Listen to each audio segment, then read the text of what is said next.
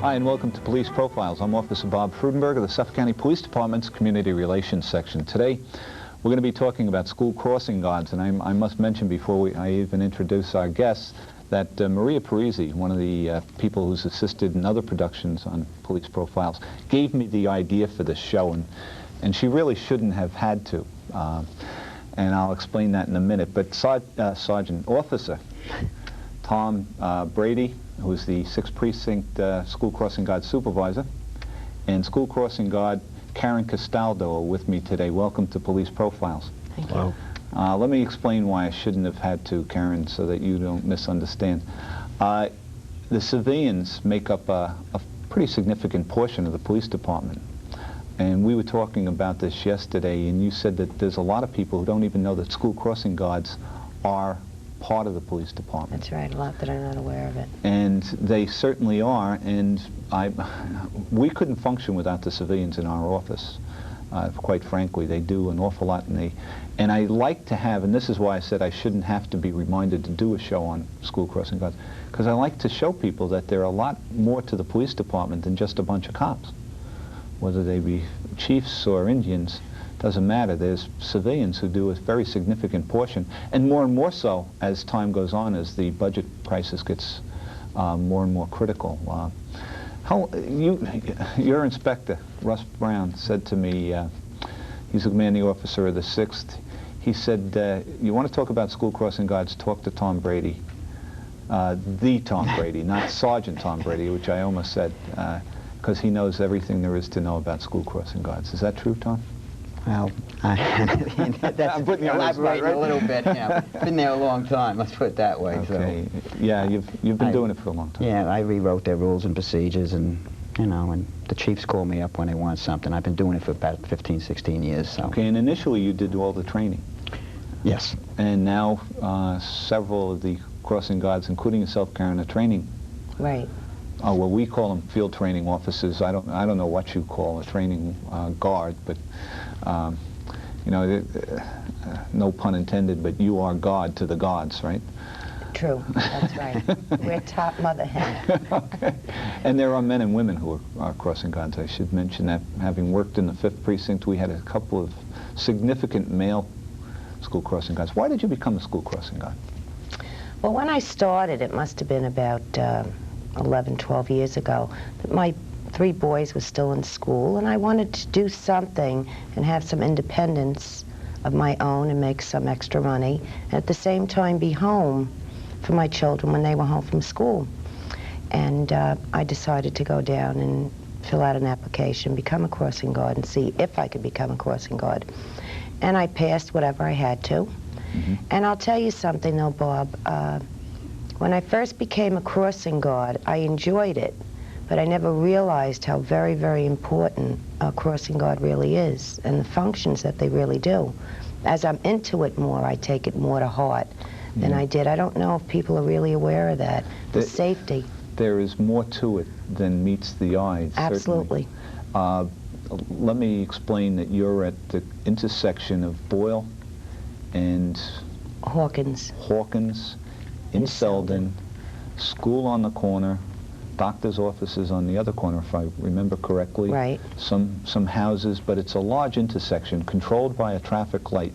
Mm-hmm. Traffic control devices, cops call them, right?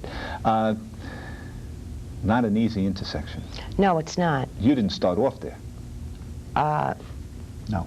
No. I mean, would you give a new guard an intersection like that? No. It's a training post. It's a training post, but we don't. Because you get some whizzers.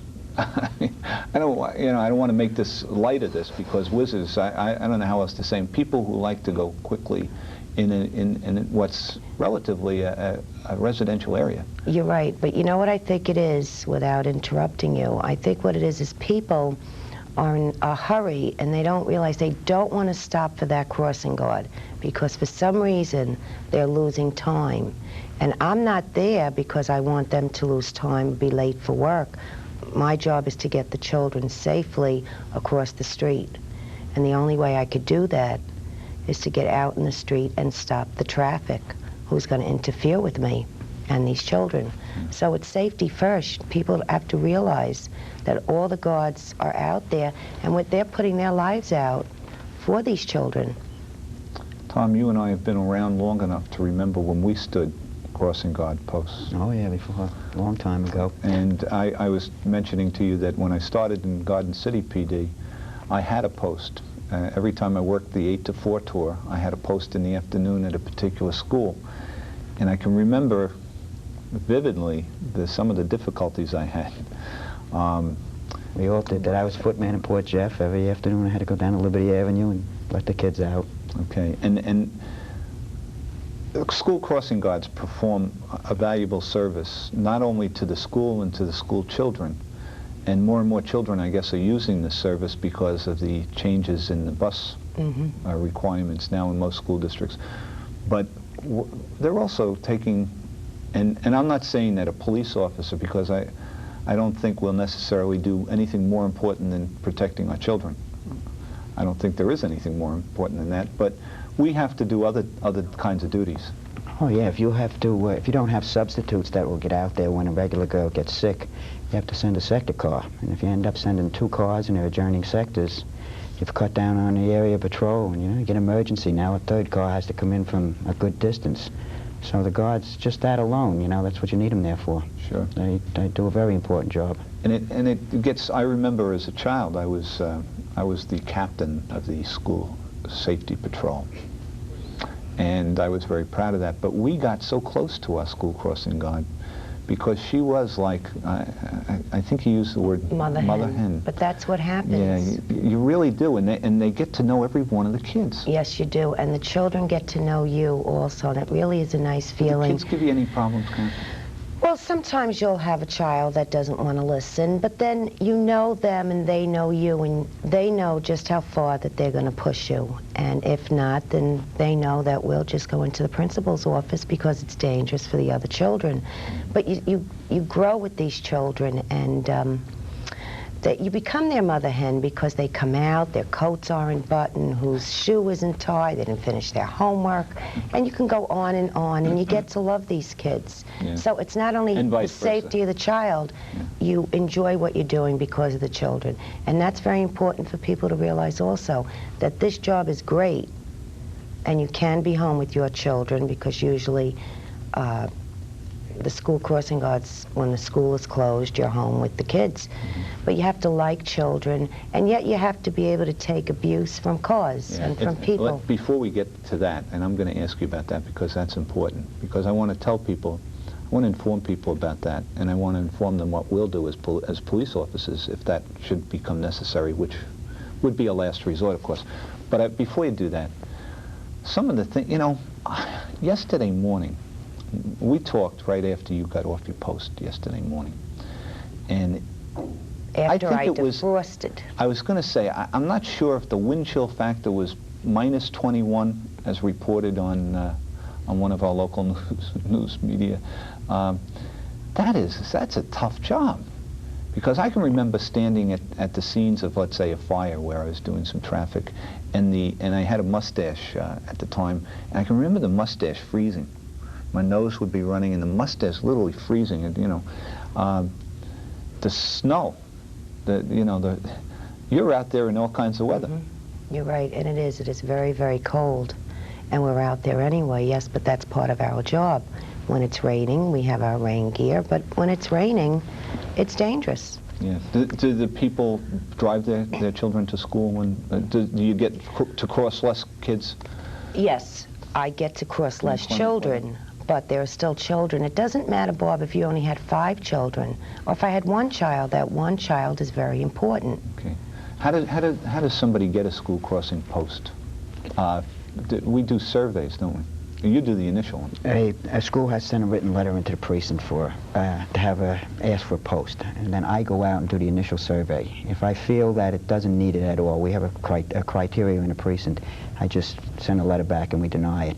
If it's on the edge where they could or they couldn't, we send it up to Highway Patrol, and they come out and do it under federal standards, and then they come back and tell us whether it qualifies for one or not. And if it does, then within a week or so, we have to get somebody on that post.